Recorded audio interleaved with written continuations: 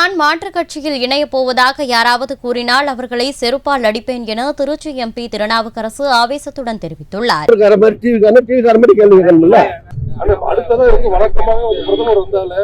ஒரு பிரபலமான நபர்கள் வந்து சேருவாங்க சொல்றாங்க. அந்த வரிசையில உங்களையும் சொல்றாங்க. அதை எப்படி பாக்குறீங்க? அவனை செருப்பால் அடிப்பேன். அது மாதிரி சொல்றவனே செருப்பால். இனிமே சீமான் மாதிரி பேசுறேன்னு நான் முடிவு பண்ணிட்டேன். இந்த மாதிரி கேள்வி கேட்டீங்கன்னா என்னுடைய பதில் இப்படிதான் இருக்கும்.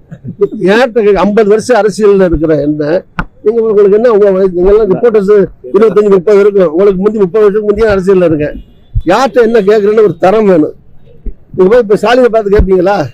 கேளுங்களேன் போய். அங்கே பின்னாடி எல்லாம் போட்டு பொத்திடுவான். என்ன ஒரு விவசாய வேணுமில்ல? விவசாயம் இல்லாம கேட்டீங்கன்னா என்ன அர்த்தம்? எவனாவது ஒருத்தன் இந்த ஊடகம் பேர்ல வச்சுக்கிட்டு 5000 பேர் வியூஸ் வச்சுக்கிட்டு சம்பாதிக்கிறதுக்காக ரூம்ல உட்காந்துக்கிட்டு பழப்பு நடத்துறான். நானும் பேட்டி கேட்டா கொடுக்குறேன், பாவம் பொழைச்சிட்டு போறாங்கன்னு. நிறைய சேனலுக்கு நான் தான் பேட்டி கொடுக்குறேன். வேற யாரும் போய் தனியா ஒன்று கொடுக்க மாட்டாங்க. நான் கொடுக்கறது போய் தொலைஞ்சு போறான், வாழ்ந்துட்டு போறான்னு தான் சொல்றேன். சில பேர் அதை நம்பியே இருக்கான் பாவம். அதில் ஏதாவது வருமானம் வரும், காசு வரும், போயிட்டு போறான்னு கொடுக்குறேன். அந்த மாதிரி சில பத்திரிகைகளில் சில பேர் வந்து கண்டதை போட்டுட்டு இருக்கான். அதை எடுத்து பெரிய பத்திரிகைகள், ஒரு பிரபலமாக இருக்கக்கூடிய ஊடகங்கள், அதுல எல்லாம் அந்த மாதிரி கேட்கவும் கூடாது, போடவும் கூடாது. நான் எங்காவது போறது இருக்குன்னு நான் கூட சொல்றேன். என்ன உங்களுக்கு ஏன் நீங்க முந்திக்கிட்டு அனுப்ப பாக்குறீங்க?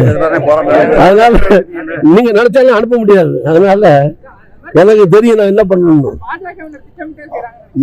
எவன் செய்தாலும் எனக்கு அது கவலை. எவ்வளவு ஒருத்தன் செய்யறான் ஊடகத்துல, உங்களுக்கு என்ன வந்தது?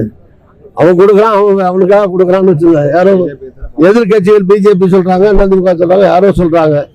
நீங்க அதை வரைஞ்சு கட்டிட்டு என்கிட்ட கேட்கவாத செய்யணும்ல. போட்டு கேக்குறீங்களே.